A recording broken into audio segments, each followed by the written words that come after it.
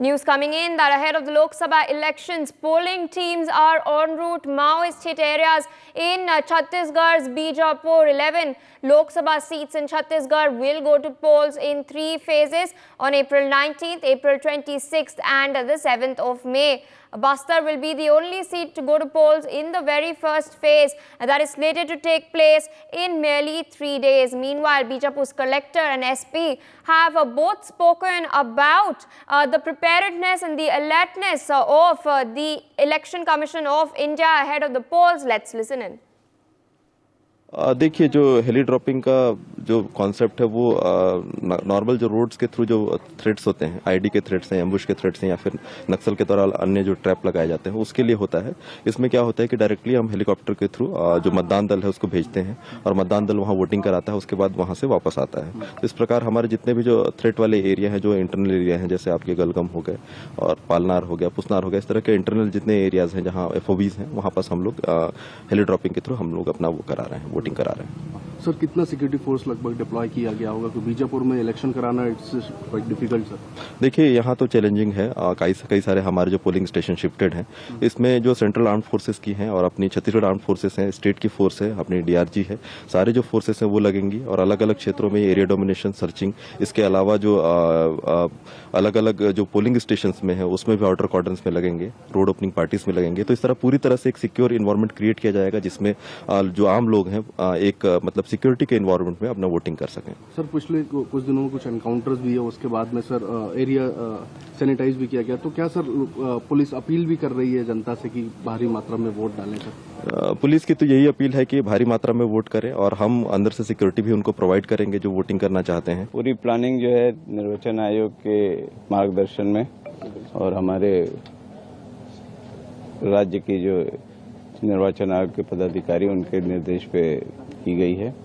और आज से हम लोग जो है, क्योंकि यहाँ हमें जो P-3 मतलब पोलिंग से 3 दिन पहले जो है हम दल रवाना शुरू करते हैं। काफ़ी दल जो है हेली ड्रॉपिंग होती है, तो उसके लिए जो हमारे सभी मतदान कर्मी जो है कल से आ चुके हैं। विधिवत उनको पूरा सामान दिया जा चुका है, EVM मशीन और सभी जो है आवश्यक मतदान सामग्री। और वो आज से जो है मतलब 16 तारीख से अलग अलग क्षेत्रों के लिए रवाना होंगे। वहाँ वो कैंप्स में स्टे करेंगे और जो है 19 तारीख का निर्वाचन पूर्ण करके वापस आएंगे। सर, कितना चैलेंजिंग मानते हैं नक्सल प्रोन एरियाज में सर जाना, पूरा टीम जाती है और वहाँ पे मतदान कराना कितना चैलेंजिंग होगा? निर्वाचन ही अपने आप में चैलेंजिंग है, लेकिन बीजापुर जिले के जो अधिकारी कर्मचारी जो हैं इसके लिए पूरी तरह तैयार हैं और पिछले विधानसभा में भी बहुत अच्छा काम किया, उसके पहले भी काम किया है।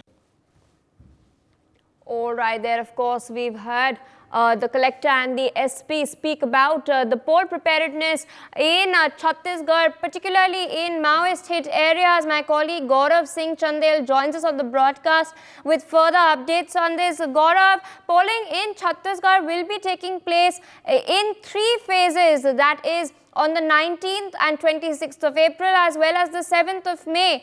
The first phase is only going to see the electorate cast its mandate in 1 seat, that is Bastar. It is the polling is going to take place in merely 3 days. What can you tell our viewers about the EC's poll preparedness? जी बिल्कुल, देखिए छत्तीसगढ़ में 3 चरणों में चुनाव होने हैं।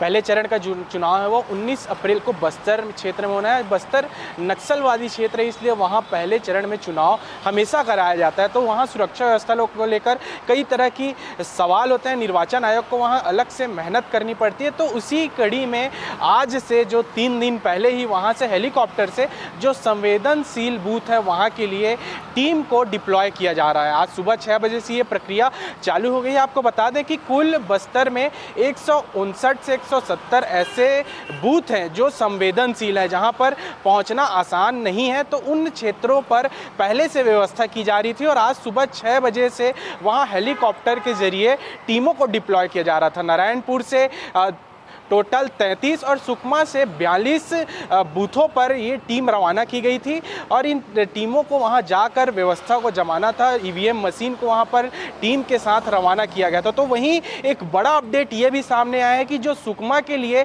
Helicopter रवाना की गई थी वो आधे रास्ते से वापस आ गई। किसी तकनीकी खराबी के चलते वो हेलीकॉप्टर को वापस आना पड़ा है। अब देखना है कि उसमें जांच की जाएगी, आखिर क्या उस पर गलती हुई थी, क्या तकनीकी खराबी होगी, तो उनकी जांच करने के बाद फिर से टीमों को रवाना किया जाएगा। आपको ये भी बता दें कि टोटल निर्वाचन आयोग ने 10 से 11 हेलीकॉप्टर की मांग की थी, लेकिन उन्हें 9 ही मिले। तो इन्हीं 9 हेलीकॉप्टर से सुबह से ही टीमों को रवाना करने का सिलसिला जो है वो शुरू हो चुका है। वहीं जो संवेदनशील इलाके हैं, जो अति संवेदनशील इलाके हैं, जो उन क्षेत्रों में जहां फ़ोन कनेक्टिविटी, नेटवर्क कनेक्टिविटी नहीं है, तो वहां पर 59 रनर भी रखे गए हैं जो एक बूथ से दूसरे बूथ में दौड़ के जाएंगे और जो सूचना है वो एक बूथ से दूसरे बूथ तक पहुँचाएंगे। तो इस तरह की सारी व्यवस्था वहां की जा रही है निर्वाचन की तरफ से। वहीं सुरक्षा के लिहाजे से बात की जाए तो जो छोटी मोटी घटनाएं हैं, नक्सलवाद की छोटी मोटी नक्सली घटनाएं हैं, वो लगातार पिछले हर चुनाव में देखने को मिलती है, लेकिन इस बार वो भी न देखने को मिले। इसे लेकर खासा सुरक्षा व्यवस्था रखे गए हैं। टोटल 350 कंपनियों से जो सुरक्षा व्यवस्था वो डिप्लॉय की गई है। उसके अलावा जो उस क्षेत्र के पुलिस बल है, उस क्षेत्र के जो सुरक्षा बल है, वो भी वहाँ तैनात रहने वाले हैं। तो सुरक्षा व्यवस्था को लेकर कड़ी तैयारी वहां कर ली गई है ताकि जो चुनाव है वो शांतिपूर्ण तरीके से हो सके। Indeed, it is. For more such videos, subscribe to the NewsX YouTube channel, hit the bell icon.